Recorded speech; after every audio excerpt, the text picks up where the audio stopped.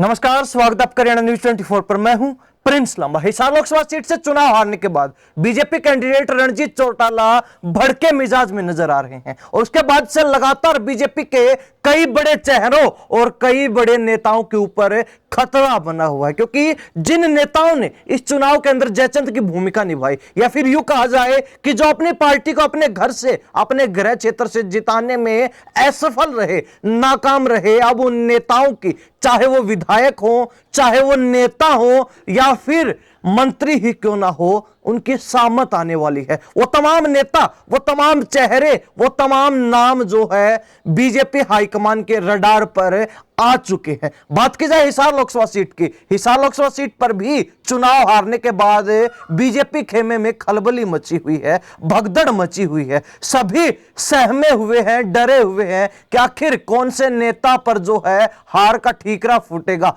कौन से नेता की सामत आने वाली है, कौन से नेता के राजनीतिक करियर पर भाजपा कैची चलाने वाली है। और कहीं ना कहीं ये जो डर है वो उस समय और भी अधिक बढ़ गया जब रणजीत चौटाला ने पूरी शिकायत हाईकमान को सौंप दी और मुख्यमंत्री को जो है लिखकर यह बता दिया कि किसने इस चुनाव के अंदर जयचंद की भूमिका निभाई और कौन से नेता की क्या कुछ भूमिका जो है पूरे चुनाव में, पूरे लोकसभा इलेक्शन के अंदर रही है। अब इसी बीच रणजीत चौटाला की एक ऑडियो भी राजनीतिक गलियारों में तहलका मचा रही है, सनसनी मचा रही, क्योंकि रणजीत चौटाला ने ऑडियो के अंदर तमाम उन नेताओं का नाम लेकर खिंचाई करवाने की बात बोल दी जिन्होंने धोखा दिया, या फिर यूं कहें कि भीतर घात पार्टी के साथ, पार्टी के उम्मीदवार के साथ किया है। पहले वो ऑडियो सुन लीजिए, उसके बाद विस्तार से चर्चा करेंगे। हेलो। हाँ, बलजीत सिंह। हाँ जी।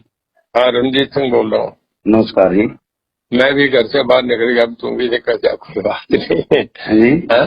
हाँ जी। मैं भी घर से बाहर निकल गया, कोई बात नहीं। काउंटिंग हो रही, मैं पढ़ रहा था तुम्हारा मैसेज, अभी मेरे पे डाला था ना। अच्छा जी। बलजीत सिंह आर्य नगर से ना। हाँ जी। हाँ जी। हाँ, मैं रणजीत सिंह बोल रहा हूँ। हाँ जी। हाँ जी, नमस्कार जी। तो आपका मैंने पढ़ लिया मैसेज। अच्छा जी। तो 10 तारीख को आऊंगा सर, वो इसमें पढ़ा ही आपने, अगर सेंड हुआ। हाँ, मैंने सभी अपने कार्यकर्ताओं को कहा है। हाँ, तो मैंने अभी आपका मैसेज देके नंबर डाला हुआ था, फोन कर लिया। ठीक है सर। तो बलजीत सिंह 10 को मिलेंगे, कोई भी नहीं होगा। ये तो गंदा अपने अंदर ही क्या करेंगे, बड़ी दुख की बात है। ये सारा कुलदीप भी था, वो ये पनियार भी था। बिल्कुल, ये बड़ा दुख हुआ, हम तो घर से बाहर नहीं निकले अब तक। कोई नहीं, मैं कह रहा हूँ, मैं निकल गया बाहर, कोई बात नहीं। अब तो हो गया, आगे की लड़ाई 3 महीने बाद फिर आ गया। ये वो तो है ही। और किसी की बैटिंग कराए, कोई बात नहीं, अपना तो चुनाव अब होना है। नहीं सर जी, हम तो अपने बाई इलेक्शन से आपके पीछे लगे हुए हैं। मंजूर बराला, ये सारों ने जो नाश करा है ना। हाँ, बिल्कुल जी, बिल्कुल ही सिंचाई कराऊंगा, चिंता ही नहीं करो, माफ नहीं करता। नहीं, बिल्कुल जी, ये तो कहे सभी ने गद्दारी की हमारे साथ। मिलते हैं 10 तारीख को 4 बजे। हाँ ठीक है सर, ठीक। तो सुना आपने रणजीत चौटाला को, जिसमें वो अपने किसी समर्थक से बात करते हुए नजर आ रहे हो। साफ तौर पर उन्होंने तमाम उन नेताओं का नाम लेकर खिंचाई करवाने की बात बोल दी जिन्होंने पार्टी के साथ, पार्टी के उम्मीदवार के साथ भीतरघात किया है। हालांकि अब अगर बात की जाए रणजीत चौटाला की, जिन्होंने कांग्रेस उम्मीदवार जयप्रकाश से 63,381 वोटों से हार का सामना करना पड़ा। वैसे तो हिसार लोकसभा सीट के अंतर्गत 9 हलके आते हैं, 9 विधानसभा क्षेत्र, जिनमें से मात्र 3 पर भाजपा जीत पाई, बाकी 6 सीटों पर कांग्रेस ने जबरदस्त तरीके से लीड ली है, मार्जिन प्राप्त किया है। अब 3 हलके छोड़कर बाकी 6 हलकों में जो भाजपा के नेता है वो हाईकमान के रडार पर आ चुके हैं, वो रणजीत चौटाला के रडार पर आ चुके हैं, और कहीं ना कहीं रणजीत चौटाला ने भी उनकी शिकायत ऊपर भेज दी है। ऐसे में सबसे पहले अगर बात की जाए हिसार की, तो हिसार हलके के अंदर, हिसार क्षेत्र में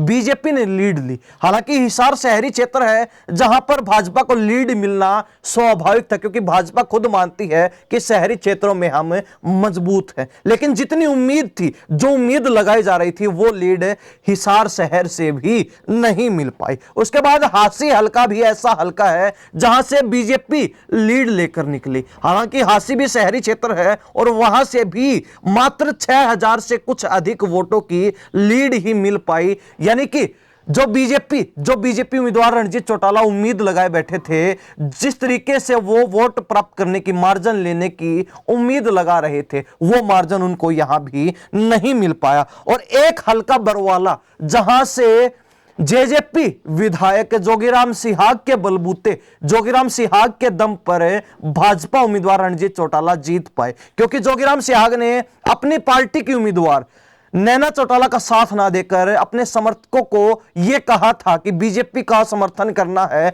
बीजेपी को भरपूर वोट डालने हैं। और कहीं ना कहीं उन्हीं के साथ के चलते जोगीराम सिहाग के कारण ही बीजेपी बरवाला में जीत हासिल कर पाई, बढ़त लेने में कामयाब रही। अब इसके अलावा जो 6 हलके बचते हैं उनमें बीजेपी को करारी हार का सामना करना पड़ा। सबसे पहले जो सबसे बड़ी लीड मिली वो नारनौद हलका, नारनौद हलके से कैप्टन अभिमन्यु जो कि पूर्व में मंत्री रह चुके, बीजेपी के प्रदेश अध्यक्ष की दौड़ में भी उनका नाम शामिल बताया जा रहा था, टिकट लेने की दौड़ में भी शामिल थे, लेकिन उनको टिकट नहीं मिली, उनका पत्ता काट दिया गया। और कहीं ना कहीं अब यह माना जा रहा है कि कैप्टन अभिमन्यु को टिकट नहीं मिली, उनको दरकिनार करके किसी नए चेहरे को पार्टी में लाकर और हाथों हाथ टिकट देना उनको रास नहीं आया। और इसी बात से नाराज, इसी बात से खफा कैप्टन अभिमन्यु ने खुलकर रणजीत चौटाला का साथ नहीं दिया, जिसके चलते हिसार लोकसभा सीट पर भाजपा को नारनौद हलके से सबसे बड़ी हार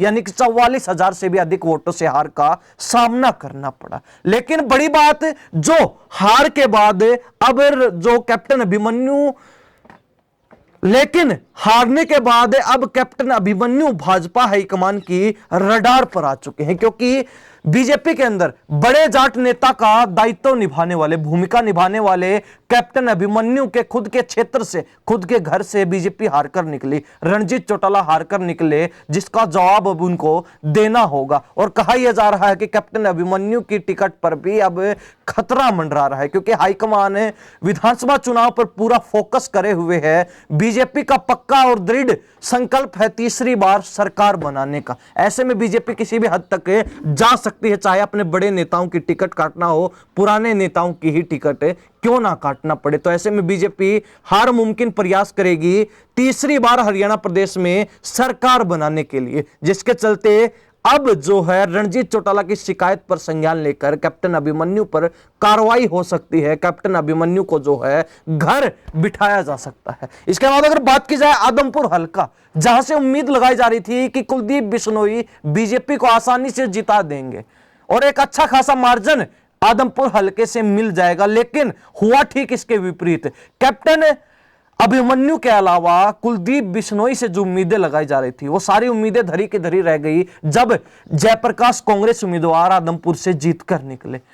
ना कुलदीप बिश्नोई का दबदबा काम आया, ना वहां से जो भाजपा विधायक भव्य बिश्नोई है, कुलदीप बिश्नोई के बेटे, उनका कोई रुतबा काम आया। और दोनों पिता पुत्र कहीं ना कहीं बीजेपी प्रत्याशी रणजीत चौटाला को आदमपुर में जिताने में असफल रहे, नाकाम रहे। और कहीं ना कहीं उनकी इन्हीं नाकाम कोशिशों के बाद अब बीजेपी हाईकमान उन पर भी संज्ञान लेने वाला है। इसके बाद अगर बात की जाए उचाना हलके की, तो उचाना हलके में भी एक बड़े मार्जिन के साथ कांग्रेस बढ़त लेकर निकली और बीजेपी को करारी हार का सामना करना पड़ा। उकलाना में भी कांग्रेस जीती। और कहीं ना कहीं बात की जाए बवानीखेड़ा हलके की, तो वहां पर वर्तमान मंत्री विशंबर वाल्मीकि बीजेपी के 2 बार के विधायक हैं। और कहने के ऐसे में बवानीखेड़ा जो कि रिजर्व सीट है, वहां से उम्मीद थी कि बीजेपी आसानी से अच्छे खासा मार्जिन लेकर निकलेगी, लेकिन वहां भी मात्र 282 वोटों से बीजेपी को हार का सामना करना पड़ा। तो ऐसे में जो वर्तमान मंत्री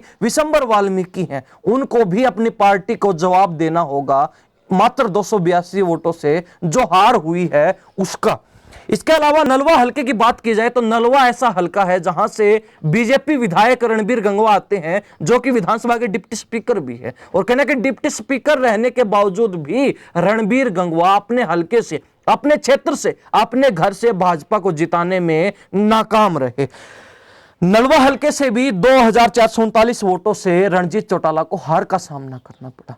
ऐसे में बड़ी बात यह है कि ना शहरी क्षेत्रों से, शहरी सीटों से लीड मिल पाई, ना ही बीजेपी के बड़े नेता अपने घर से, अपने क्षेत्र से बीजेपी उम्मीदवार रणजीत चौटाला को जिता पाए। और जिन नेताओं से उम्मीद थी, चाहे नारनौद से कैप्टन अभिमन्यु की बात हो, आदमपुर से कुलदीप बिश्नोई, भव्य बिश्नोई की बात हो, नलवा से रणबीर गंगवा की बात हो, बवानीखेड़ा से विशंबर वाल्मीकि ही बात क्यों ना हो, सभी जो है नेता, पूर्व मंत्री और वर्तमान मंत्री बीजेपी की उम्मीदों पर खरा उतरने में फेल साबित हुए हैं। और यही कारण है कि अब ये तमाम नेता जो है हिसार लोकसभा सीट के अंतर्गत आने वाले अलग अलग क्षेत्रों से इनके ऊपर एक्शन लेने की तैयारी हो चुकी है। बीजेपी फुल मूड में नजर आ रही है कि जो नेता अपने क्षेत्र में भाजपा को जिताने में नाकाम रहे, कहीं ना कहीं बीजेपी भी अब उन नेताओं को ठिकाने लगाने का काम करने वाली है, उन नेताओं को जो है घर बिठाने का काम करने वाली है। तो इस सूची के अंदर बड़ी बात यह है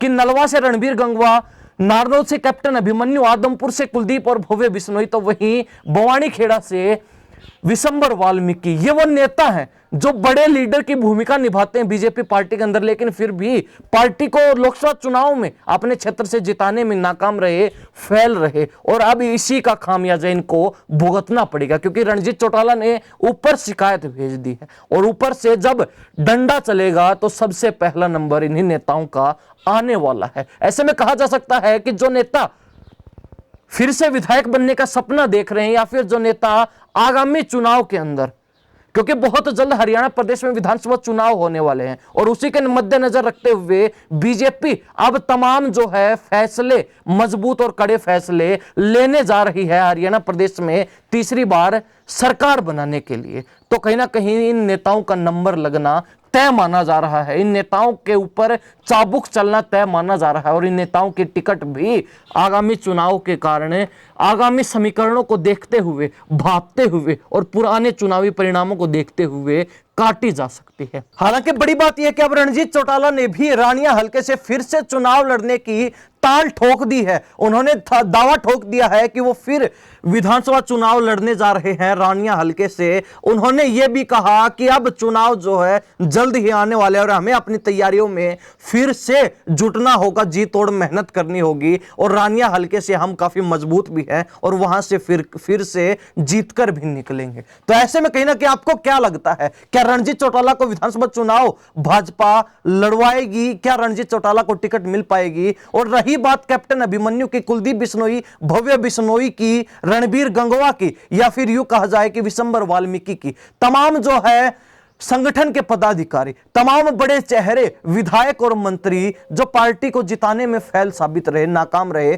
पार्टी की उम्मीदों पर खरा नहीं उतर पाए, क्या उन पर चाबुक चलने वाला है? क्या इनमें से जो नेता विधानसभा चुनाव लड़ने की उम्मीद लगाए बैठे कि उनको टिकट मिलेगी और वो चुनाव लड़ेंगे, तो क्या उनका पत्ता कटने जा रहा है? क्या उनकी टिकट पर भी अब तलवार लटकी हुई है? आप क्या सोचते हैं? कमेंट अपनी राय जरूर रख दीजिए। इन्हीं सब बातों के साथ में प्रिंस लांबा, हरियाणा न्यूज 24। नमस्कार, जय हिंद।